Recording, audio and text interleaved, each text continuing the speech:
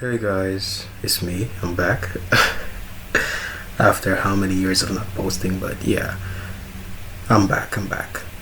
But yeah, the whole basis of this video is to check how great of a story can AI create. Not only will this test how consistent AI can follow up with, let's say, chapters or whatever. How great AI can follow up on a story, basically. So yeah, this story in particular will be of the category of the Steven Universe fanfiction. Right. So as we go further on, hope you guys enjoy what you guys are hearing. If so, like, subscribe. If you do, I'm gonna do more content like this. If you like this story in particular, then I'm gonna see if I can do something.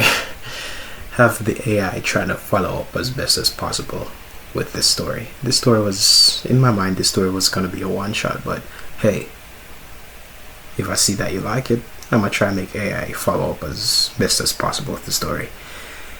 If you guys have any suggestions, please comment down below. The last thing Jacob remembered was the blaring of car horns and the dull impact of his body meeting metal. His favorite show, Steven Universe, had been playing on his phone as he walked. In his final moments, as the pain dulled and the world faded, he thought of the crystal gems, their love, their strength, and their determination to fight for something greater than themselves. Then, darkness. When Jacob awoke, he wasn't in a hospital bed or an afterlife paradise, he was trapped in agony. His body was no longer human, it was malformed, shifting, and breaking apart. He was in some kind of geode-like prison, surrounded by faint whispers and screams. Millions of shards of failed experiments surrounded him, blending together in a writhing cluster of anguish and despair. Jacob realized he had become part of a Diamond Authority experimenter cluster, a horrifying fusion of countless gems shattered and forced to reform. He was one of the few with a fragment of consciousness, cursed to feel the pain of millions of incomplete lives. Chapter 1. The Male Diamond. Over the course of millennia, Jacob's despair turned to resolve. Bit by bit, he trained his mind and gathered the fragments of his strength. He found solace in the tiniest scraps of himself, pulling together a sense of individuality amidst the chaos. Deep within the cluster, Jacob discovered that the more he pushed back against his fragmented state, the more he could influence his form. Through countless eons, Jacob did the impossible. He rebuilt himself.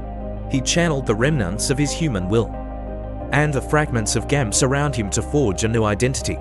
His form solidified, taller and broader than any gem had ever seen, with a radiant gem embedded in his chest, shaped like a diamond but dark and opaque.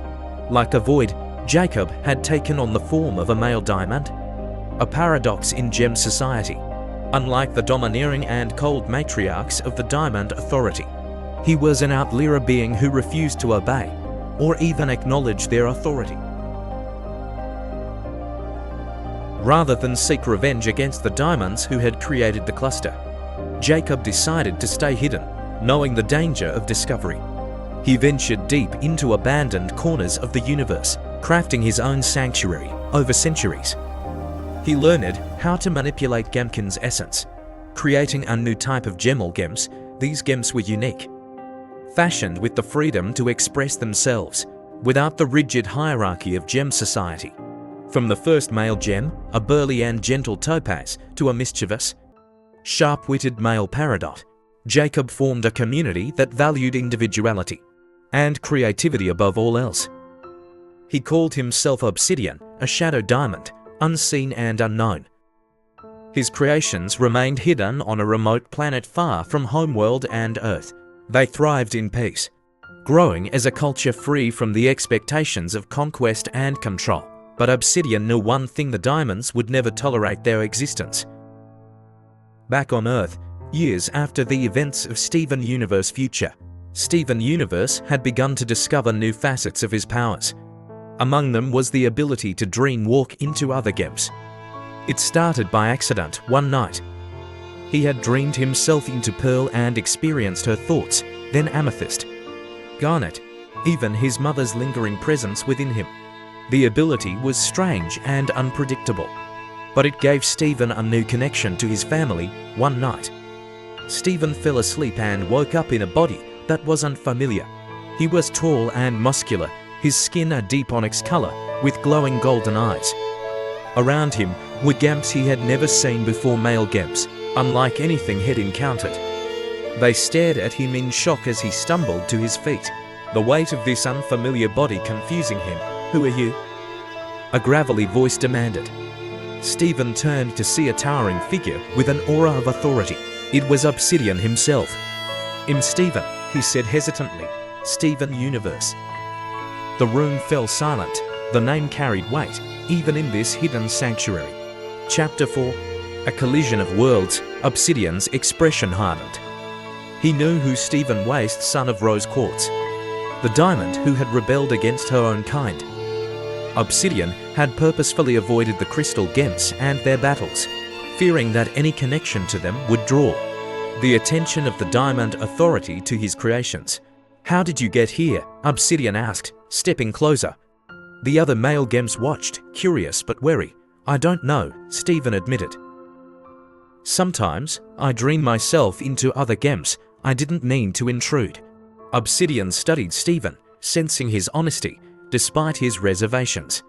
He saw no malice in the boy's eyes, only confusion and curiosity. "You shouldn't be here," Obsidian said firmly. "If the diamonds find you connected to us, it could mean the end of everything you've built." Stephen's brow furrowed. "What do you mean? Who are you? And what is this place?" Obsidian hesitated, torn between his instinct to protect his creations and the growing realization that Stephen might be in a lie. Finally, he spoke. "This is my sanctuary, a place where gems can be free. Free from the diamonds, free to be who they want to be."